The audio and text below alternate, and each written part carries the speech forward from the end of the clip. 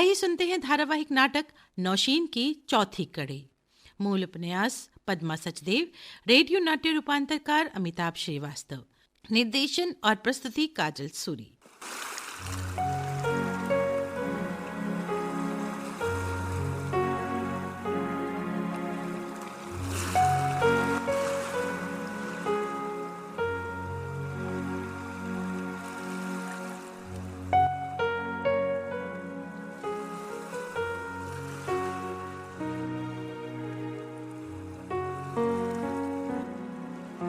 अब तक आपने सुना हसीना इम्तियाज को फूफी के डीएसपी से रिश्ते और फूफी पर हुए जुल्म के बारे में बताती है। हसीना बताती है कि किस तरह बचपन में इम्तियाज फूफी को पसंद करता था और ये जानकर इम्तियाज बहुत हैरान होता है और दोनों खूब हंसते हैं। हसीना बताती है कि फूफी और डीएसपी की बातें सभी बच्चे कितने चाव से सुनते थे। हसीना बचपन में बीते उस किस्से को इम्तियाज से बांटती है जब अब्बू को डीएसपी और फूफी के रिश्ते के बारे में पता चलता है। हसीना बताती है कि इस वाकया के बाद डीएसपी और फिर कभी फूफी से मिलने नहीं आया। अब आगे देखो, अगर हिम्मत है तो मेरे बड़े भाई के पास जाकर मुझे निकाह में मांग लो। ये चोरों की तरह रोज रोज बैठकर सुड़क सुड़क कर कहवा क्या पीते रहते हो। बात क्या है सकीना, क्या हो गया? क्या हो गया? लाला को मालूम हो गया, बस ये हो गया। लेकिन सकीना, हम तो यहाँ सारे बच्चों के बीच बैठकर बातें करते हैं। चुप रहो, ये तुम्हारी कचहरी नहीं है। अगर तुम्हें मुझसे इश्क है तो जाओ, लाला के कमरे में जाओ, फिर जो भी नसीब में होगा देखा जाएगा। लाला से पूछे बगैर मैं तुमसे इश्क तो कर सकती हूँ, पर उसकी मर्जी के बिना निकाह नहीं कर सकती। ये शाल वालों का खानदान है। अरे सुनो तो सकीना।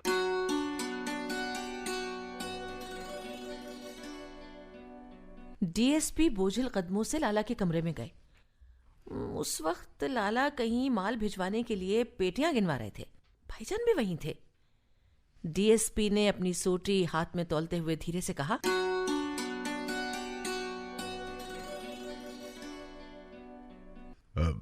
अस्सलाम वालेकुम जनाब।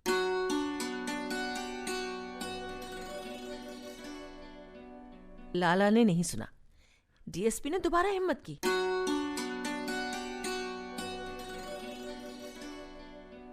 अस्सलाम वालेकुम जनाब।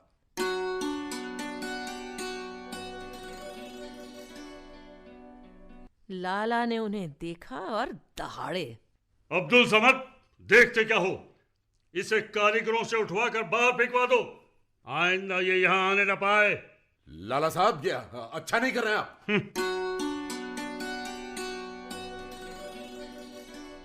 डीएसपी साहब दुम दबाकर ऐसे गायब हुए कि दोबारा कभी नजर नहीं आए। फूफी ने सुना तो दरवाजा भीतर से बंद कर लिया। वो रात उनके लिए जरूर कयामत की रात रही होगी। सवेरे जब रोज की तरह फूफी दरगाह नहीं गई तो लाला साहब ने भाईजान से पूछा,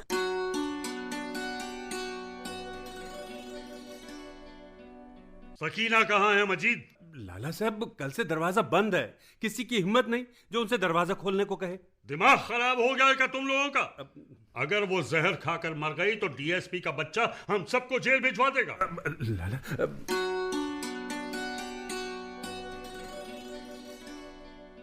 अपनी इकलौती बहन को लाला साहब बहुत प्यार भी करते थे। भाईजान ने भागकर फूफी का दरवाजा पीटना शुरू कर दिया, पर दरवाजा नहीं खुला। फिर लाला गए। उन्होंने बड़ी मिन्नत से कहा,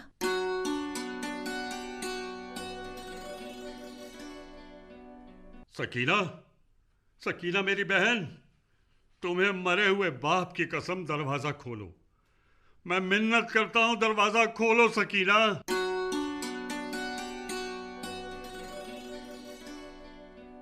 सबने देखा। लाला की एक आवाज के साथ फूफी ने आकर दरवाजा खोल दिया।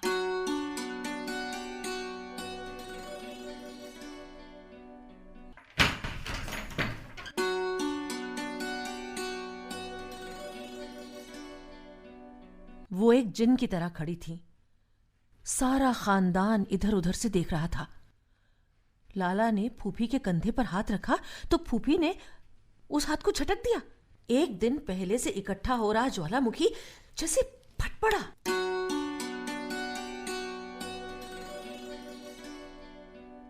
मोहम्मद शाबान, तुम्हारी 3 बीबियां मर गईं। तुम अपनी उम्र की आधी जमीला को ब्याह के ले आए। मैंने 4 बार उनकी भलाई ली, भाभियों को सीने से लगाया, पर मैं जो खाबिन की शक्ल देखे बगैर आ गई, तो तुमने कभी मेरा रिश्ता करने की फिक्र ही नहीं की। मरहूम अब्बा जी ने मरते वक्त तुमसे कहा भी था कि कोई अच्छा घर देखकर सकीना का रिश्ता कर देना। वो सब भूल गए तुम। अपना खानदान पालने के लिए क्या मैं ही एक आया मिली थी तुम्हें? नहीं सकीना, नहीं। तुमने कभी सोचा नहीं मैं भी इंसान हूँ, औरत हूँ सकीना, मैं भी माँ बनना चाहती हूँ। अरे अल्लाह तुमसे जरूर बदला लेगा, सकीना। अल्लाह तुमसे बदला लेगा। ऐसा मत कहो सकीना।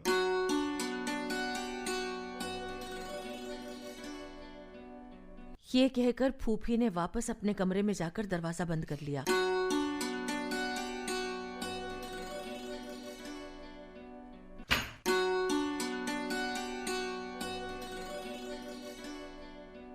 वो शेरनी औरत अपने कमरे में फूट फूट कर रोती रही, अपने घर, अपने बच्चों और अपने शौहर का जनाजा निकाल कर रोती रही। आपा, तुम्हें इतना याद है? क्यों नहीं होगा सोना, ये हादसा मेरी अपनी फूफी के साथ हुआ था। दूसरे पता नहीं ये अल्लाह की मर्जी थी या नहीं, उसने बदला लिया कि नहीं, लेकिन हाँ, फूफी ने जरूर अब्बू से बदला ले लिया। बदला ले लिया? फूफी ने? कैसे? फरहाद से मेरा निकाह करवा के, वो भी हाउस बोट वालों के बेटे।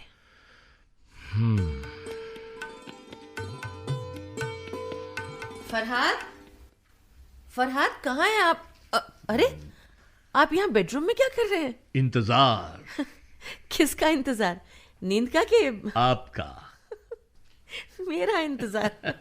ये तो आज नई बात सुनी, अपने ही घर में अपनी बीवी का इंतजार। भाई इम्तियाज के आने के बाद से तो डर लग रहा है, अगर आप हमें छोड़कर कहीं मायके चली गई तो फिर हमारा क्या होगा बेगम साहिबा?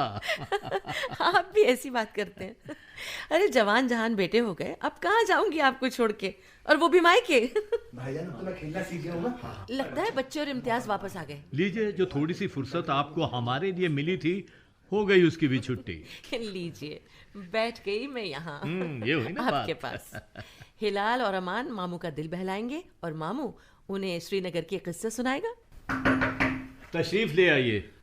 बीबी जी, आपसे मिलने कोई सरदार जी आए हैं। सरदार जी? हाँ जी। ओह, हर नाम होगा। शबान, उनको बिठाओ, हमारे जी। ये लीजिए पानी। जी शुक्रिया। हर नाम? हर नाम हो ना तुम? जी आदाब आपा। बैठो बैठो हर नाम। आपा रो नहीं। हर नाम, हरप्रीत और मैं कितनी पक्की सहेलियां थे। कहाँ है मेरी हरप्रीत? सब दिल्ली में आपा। अच्छा। दारजी तो बीमार लगने लगे थे, फिर वहीं पास ही उन्होंने एक दुकान ले ली। अब सारा दिन वहीं बैठते हैं। रहने के लिए एक बरसाती मिल गई है। मैं तो ट्रक चलाता हूँ। हरप्रीत भी तुम्हारे साथ ही रहती है क्या? नहीं आपा, वो अपने बच्चों और शौहर के साथ तिलक नगर में रहती है। मैं मुंबई आता जाता रहता हूँ। हाँ। कभी उसे भी अपने साथ ट्रक में बिठा करके ले आऊंगा। हाँ। वो भी आपको बहुत याद करती है आपा। भाई बेगम साहिबा वो आइए ना। हरनाम, ये मेरे शौहर हैं फरहाद, और ये हरप्रीत का भाई हरनाम। इम्तियाज को जम्मू से यही अपने ट्रक में लाया। आदाब। सत श्री अकाल। लगता है बच्चे और इम्तियाज आ गए। आपा आओ साले साहब आओ। देखो आपका दोस्त आपके इंतजार में बैठा है। अरे हरनाम, कब आया तू? बस अभी 5 मिनट पहले। मुझे लगा तू शायद वापस निकल गया है। अब नहीं आएगा। आपा और भाईजान से मिले बिना जा सकता था क्या? हरप्रीत बहन तो नाराज होती ही, दारजी की डांट भी अलग से सुननी पड़ती। भाई हरनाम, आपसे आज पहली बार मुलाकात हो रही है, लेकिन आपकी बहन और दारजी के किस्से मैं पिछले 20 बरस से सुनता आ रहा हूँ। खासकर एक किस्सा तो ऐसा है जो कम से कम 50 बार तो हमने सुना ही हो। आप भी ना बस देखिए। कौन सा किस्सा भाईजान? आपकी आपा का अब्बू की नई नई गाड़ी में बारामूला जाने का किस्सा। ये कब की बात है आपा? भाई ये तब की बात है जब तुम पैदा भी नहीं हुए थे। मैं खुद मुश्किल से 8 साल की थी उस वक्त। इसका मतलब है मैं शायद 1-2 साल का रहा हूँगा, तब की बात है। हाँ हरनाम, हुआ ये कि एक दिन खबर आई कि लाला ने नई गाड़ी खरीदी है। हम सब बच्चे नई गाड़ी देखने घर के बाहर भागे। लाला की गाड़ी। ओह लाला की गाड़ी, हाँ यार कितनी सफेद है। अरे अरे सफेद है, अरे हाँ इसमें हाथ बिल्कुल मत लगाना, मैली हो जाएगी यार। बहुत सुंदर है। विलायती गाड़ी है ना। अच्छा गाड़ी में घूमने चलोगे बच्चों? हाँ, जी जरूर, जी जरूर। अभी लो शमीम, ए शमीम, कमबख्त ड्राइवर शमीम। आया लाला साहब। जी सुनो, बच्चों को नई गाड़ी में बैठाकर अमीरा कदल तक घुमा लाओ और ये 10 रुपए लो, सबको वहां पेस्ट्री खिला देना। हाँ लाला साहब, सब बच्चे एक साथ गाड़ी में नहीं आ पाएंगे और 10 रुपए में पेस्ट्री भी नहीं आएगी। तो ठीक है, तो तुम रख लो वो 10 रुपए और ये लो 100 रुपए और पेस्ट्रियां खिला देना बच्चों को सबको। जी सब एक साथ ना आ पाए ना जी, तो एक ट्रिप और लगा लेना। हाँ बिल्कुल ठीक है। वाह वाह, अब हम घूमने जाएंगे और पेस्ट्री भी खाएंगे। मजा आ जाएगा, मजा आ जाएगा। 10 रुपए बख्शीश पाकर शमीम ड्राइवर गदगद। अच्छा, मतलब 10 रुपए पाकर वो इतना खुश हो गया कि आप लोगों को अमीरा कदल की बजाय बारामूला ले गया? नहीं पगले, उस दिन तो हम लोग अमीरा कदल ही गए थे, बारामूला तो अगले दिन गए हम, वो भी सब बच्चे नहीं, अब्बू और फूफी के साथ अकेली मैं बच्चा थी। ओह, ये भी तो बताओ लाला साहब क्यों और कैसे ले गए थे तुम दोनों को? अच्छा, उसका भी कुछ किस्सा है? अरे नहीं, किस्सा विस्सा कुछ खास नहीं। अब्बा बारामूला जा रहे हैं, मुझे अम्मी से ये खबर मिल गई तो बस मैंने रोना शुरू कर दिया। मैं भी जाऊंगी। हर बार हरप्रीत यहाँ आती है, इस दफा मैं जाऊंगी। हसीना बेटा, हम वहां घूमने नहीं जा रहे हैं, बारामूला में बागों का हिसाब किताब देखना है, इसलिए जा रहे हैं। अच्छा जाओ, तुम जाके बाहर खेलो बेटा, जाओ। अरे क्या हुआ भाई, मेरी हंसू बिटिया क्यों रो रही है? अरे किसने रुलाया इसे? फूफी, मुझे भी बारामूला जाना है, हरप्रीत से मिलने जाना है। ओ नहीं मेरे बच्चे ऐसे नहीं रोते। क्यों लाला? हाँ। इस घर में लड़कियों के लिए गाड़ी में बैठने की मनाही है क्या? अरे नहीं सकीना, ये बात नहीं है। मैं तो उसे बस रहने दो। हंसू तुम जाओ, तैयार होकर आओ बेटा, तुम भी बारामूला जाओगी और मैं भी जाऊंगी। इस ऐलान के बाद अब्बा चुपचाप अंदर चले गए, फूफी अपने तंबू जैसे बुरके में लैस होकर गाड़ी में आगे बैठ गई। अब बीच में टोकने के लिए माफी चाहूंगा। हाँ। मैं समझ नहीं पाया फूफी ने ये क्यों कहा कि मैं भी एक थी, अब भी पूरे घर में यही एक लड़की है। वो क्या था हरनाम कि हमारे दादा के पूरे खानदान में सिर्फ फूफी एक अकेली बेटी थी। हाँ। बाकी सब लड़के ही लड़के थे और हमारे अब्बू और चचा के भी सब बेटे ही हुए, लड़की मैं बस एक ही थी। अच्छा, इसलिए कहा उन्होंने ऐसा। फिर आगे क्या हुआ? तो फिर हम लोग जब बारामूला पहुंचे तो बेगम साहिबा ये तो बताइए रास्ते में क्या क्या हुआ और फूफी गाड़ी में आगे क्यों बैठी थी? फरहाद एक काम कीजिए ना, मैं हरनाम के लिए चाय नाश्ते का इंतजाम करती हूँ, ये बारामूला वाला किस्सा आप ही ने सुना दीजिए। नहीं, किस्सा गोही का आप जैसा अंदाज हमारा कहाँ। मैं शाबान से कहकर चाय नाश्ते का इंतजाम करता हूँ, आप इन्हें किस्सा सुनाइए, लेकिन सुनिए आधा अधूरा नहीं, पूरा आप सुनाइए, बस मैं अभी आया। हाँ, तो फूफी नई कार में आगे बैठ गई। इम्तियाज हुआ ये कि जब फूफी को मालूम चला कि गाड़ी शमीम नहीं भाईजान ड्राइव करेंगे तो फूफी को लगा आगे बैठना ज्यादा ठीक है और मुझे उन्होंने अपनी गोद में बैठा लिया। अब्बू मामू जान और भाई लाला के साथ पीछे बैठ गए। भाईजान ने गाड़ी स्टार्ट की तो फूफी ने अल्लाह मियाँ को आगाह कर दिया।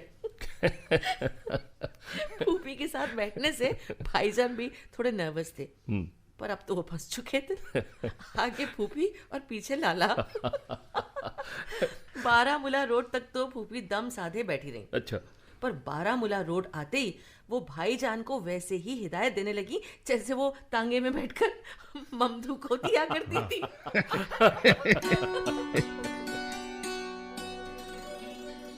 ए बेटा, मोड़ मोड़ है, जरा धीरे काटो। अरे नहीं तो हम गिर जाएंगे भैया। अरे देखो देखो, सामने से ट्रक आ रहा है। अरे संभल के भाई, टाका ना उलट जाए। अल्लाह अल्लाह, खैर सल्ला। भैया देखिए, विजिटरों की गाड़ी आ रही है। अरे इनको कोई अकल नहीं होती। तुम ऐसा करो, अपनी गाड़ी एक तरफ खड़ी कर लो, वो निकल जाए तब चला। हाँ सकीना, आराम से बैठो भाई, कहीं तुम्हारी इतनी सारी हिदायतों से हमारा घोड़ा ही न बिदक जाए।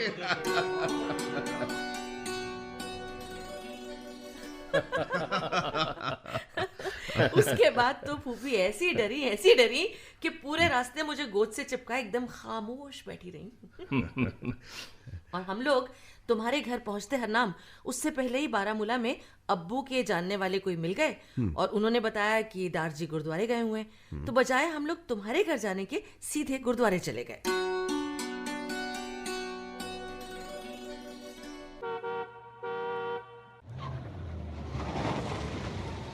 वो रहे दारजी।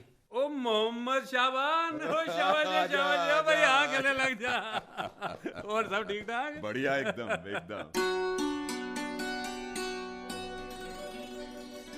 हरप्रीत तो खूब खुश हुई ही, घर के बाकी लोगों ने भी हमारा खूब इस्तकबाल किया। तुम्हारी बीजी ने हरनाम इतनी सारी चीजें खाने में बनवा दी थी कि बस अंडे वाले पराठे, मूली के पराठे, कितने मेवे, कितनी तरह के गोश्त, मैंने कुछ मिस तो नहीं किया ना हसीना? ज्यादा कुछ तो नहीं, बस आपने उनका जायका मिस किया। जानती हो इम्तियाज, इतना अच्छा इंतजाम किया था खाने का, लेकिन फूफी ने बस खाने के लिए एक ही सेब लिया, बड़ी नजाकत से खुद ही धोकर खाया। अब्बू तो दारजी के साथ बागीचों का हिसाब किताब देखने चले गए और मैं और हरप्रीत खूब देर उसकी गुड़ियों से खेलते रहे। आपा, आप लोग 2-3 दिन तो बारामूला में रुके होंगे? अरे कहाँ इम्तियाज, उसी दिन शाम होने से पहले वापस चल पड़े। हम लोग जब गाड़ी में बैठे ना, तो हरप्रीत ने जोर जोर से रोना शुरू कर दिया। मैं हसीना के साथ जाऊंगी, वहीं लाला साहब के घर में रहूंगी। बस उसका रोना देखकर अब्बू का भी दिल पसीज गया। हरप्रीत मेरे और फूफी के साथ आगे ही गाड़ी में बैठ गई। अब हुआ ये कि हमारी फूफी को आ रही थी नींद और मैं और हरप्रीत लगातार बातें किए जा रहे थे। बीच बीच में फूफी चिड़चिड़ा कर कहती, हसीना वो देख, वो घर, वहाँ मेरे स्कूल की दोस्त रहती है। अरे श्रीनगर में ना मेरी भी दोस्त का ऐसा ही घर है? हाँ, कल ना मैं तुझे उसके घर ले चलूंगी। हाय लड़कियों, चुप करो, क्या चिड़ियों की तरह चूचू लगा रखी है। हम दोनों थोड़ी देर के लिए चुप होती और फूफी के खर्राटे शुरू हो जाते। बीच बीच में उनका सिर दाएं से बाएं, बाएं से दाएं लुढ़कने लगता। तो हरप्रीत उसे ऐसे थाम लेती मानो वो गुरुद्वारे में पीतल का लोटा थामे खड़ी हो। फिर धीमे से मुझसे बोली, हसीना तू भी फूफी को जोर से पकड़ ले, कहीं अगर फूफी गिरी ना तो हम दोनों भी गिर जाएंगे। हम उन्हें पकड़े रखेंगे तो फिर ना हम दोनों उनके ऊपर गिरेंगे, हमें चोट भी नहीं आएगी। हाँ, फिर तो बस फूफी को ही चोट आएगी। ये लड़कियां भी ये नहीं कि चुप करके सो जाएं। हरप्रीत, अगर भाईजान यहाँ गाड़ी रोक दे तो हम झोलियां भरकर सेब लाएंगे। हसीना ये बता, अगर भाईजान ने हमें यहाँ उतार दिया तो हम घर कैसे पहुँचेंगे? क्यों, हम चलते जाएंगे और चलते ही जाएंगे, जहाँ ये सड़क खत्म होगी हमारा घर आ ही जाएगा। अरे बेवकूफ, सड़क कभी खत्म नहीं होती। दारजी कहते हैं जहाँ एक सड़क खत्म होती है वहाँ दूसरी शुरू हो जाती है। अरे तुझे पता है प्रीतो, हमारे घर आते हैं दिल्ली के कारोबारी, ऊपर अब्बा के कमरे में बैठकर खूब बातें करते हैं और जाते वक्त ना खूब सारी शॉलें ले जाते हैं। हमारे दादाजी तो महाराजा हरि सिंह को भी शॉल देते थे। मेरे दादाजी भी ना महाराज को जानते थे, वो भी महाराज साहब को अखरोट देते थे। और दिल्ली से जो दादाजी के दोस्त आते थे ना, वो अपने बड़े बड़े ट्रकों में सेबों की, बादामों की पेटियां लदवा कर ले जाते थे। वो दादाजी को ढेर सारे पैसे भी देते थे। हमारे अब्बू के दोस्त तो उन्हें पैसे ही नहीं देते, बस मुफ्त में शॉल ले जाते हैं। और जानती है, हमारे घर में जो कारीगर शॉल लेकर आते हैं, अब्बा जी उन्हें खूब खूब पैसे देते हैं। एक दिन मुझे कुछ पैसे चाहिए थे, तो मैं अम्मी की एक शॉल लेकर उनके पास गई और कहा, लाला साहिब मुझे पैसे चाहिए। तुम्हारे अब्बू ने तुम्हें पैसे दिए? कहाँ, अब्बा जी बैठे हुक्का पी रहे थे। इतना हंसे कि उनके गले में हुक्के का धुआं फंस गया। धुआं फंस गया? क्यों? अब्बा जी कभी हंसते नहीं है ना, इसीलिए फंस गया होगा। फिर जब पानी पिया तो जाकर खांसी ठीक हुई। जब तेरी शादी होगी ना, तब तेरे अब्बा तुझे तिल्ले वाला शॉल देंगे। दारजी ने कहा है जब मेरी शादी होगी तो लाला साहिब भी मुझे तिल्ले वाला शॉल देंगे। हाँ, और मैं उनसे कहूंगी तुमसे पैसे ना ले, तुम मेरी बहन हो ना। ओहो, खामोश हो जाओ री लड़कियों। बातें करते करते मैं और हरप्रीत भी फूफी की गोद में कब सो गए पता ही नहीं चला। अब उसके बाद भी बारामूला कई बार जाना हुआ, लेकिन भाई वो पहला सफर कभी नहीं भूलता। और ये इतनी बार मुझे सुना चुकी हैं कि अब तो मैं भी कभी नहीं भूल पाऊंगा। हरनाम, तुम लोगों की तो वहां कितनी बसी हुई दुनिया थी ना। सही कहा आपा। घर की चाबियां मोहिद्दीन चाचा के पास ही है। हमारे बागों की देखभाल भी वही तो करते हैं। अच्छा अच्छा। जब बाहर आती है, बीजी कहती हैं उस दरख्त पर इतना अखरोट फला होगा, इतने गिलास लगे होंगे, इतने बादाम उतरे होंगे। सेबों के दरख्त तो बाहर से दोहरे हो रहे होंगे। बस यही सोच सोचकर खुश होती रहती है। चाय तैयार है। बड़ा इंतजार करवाया शाबान मियां, लाइए चाय नाश्ता इधर ड्राइंग रूम में ले आइए। ये हरनाम, देखो तकल्लुफ मत करना, इसे अपना ही घर समझो, ठीक है? मैं भी आती हूँ। आपा कहाँ जा रही हैं? भाई हरनाम पहली बार घर आया है, कुछ ढंग का खाना खिलाऊंगी इसे। आपा देखिए, आज के लिए ये चाय नाश्ता ही काफी है। अरे भाई, अगली बार आऊंगा तो खाना खाकर ही जाऊंगा। यार खाना तो खाना ही पड़ेगा, ऐसे नहीं जाने देंगे भैया। भाईजान आज के लिए माफी चाहूंगा। नहीं देखो भाई आपा, अब देखिए, आपा के हाथ का खाना मिस करने का अफसोस तो बहुत हो रहा है, पर ऑलरेडी काफी लेट हो चुका हूँ। लेकिन आपा वहां ट्रक लोड हो चुका होगा, वो लोग मेरा इंतजार कर रहे होंगे। आपा मेरा वादा है, I am promise, next time जब भी आऊंगा तो इस बार की कसर भी पूरी कर दूंगा। भाई वो कसर तब पूरी करना, अभी तो इस नाश्ते पर अटैक करो। यार बेचारा मायूसी के मारे ठंडा हो रहा है। जी जरूर बिल्कुल। लो यार, लो ना। चलिए ठीक है। भाईजान, कहवा पी के मजा आ गया। काफी दिनों के बाद इतना अच्छा कहवा पीने को मिला। तो एक एक प्याली और हो जाए। अरे नहीं यार, अभी निकलूंगा। वहाँ क्लीनर और लोडर मेरा इंतजार कर रहे होंगे। चलो हम तुम्हें बॉम्बे सेंट्रल तक छोड़ आते हैं। हिलाल, बेटा हिलाल। जी मामू जान। बेटा, हरनाम मामू को बॉम्बे सेंट्रल छोड़ना है, तुम चल पाओगे? श्योर मामू।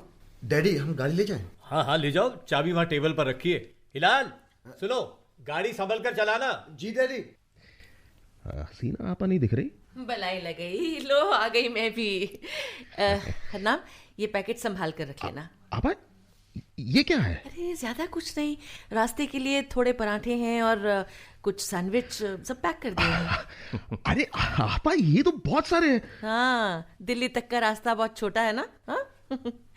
अरे भाई, साथ में तुम्हारा क्लीनर भी तो होगा। आपा, घर में अगर प्रीतु बहन होती है तो वो भी ऐसे ही रास्ते के लिए खाना पैक कर देती है। हरनाम, मैं प्रीतु से अलग थोड़ी हूँ। और हाँ, अपना वादा याद रखना। वादा? कौन सा वादा आपा? लो, इतनी जल्दी भूल गए? हरप्रीत को मुझसे मिलाने का वादा। अच्छा, वो वादा। आप बेफिक्र रहो आपा, जल्दी ही लेकर आऊंगा उन्हें। अच्छा आपा, भाईजान, खुदा हाफिज। आओ हरनाम। अल्लाह हवाले।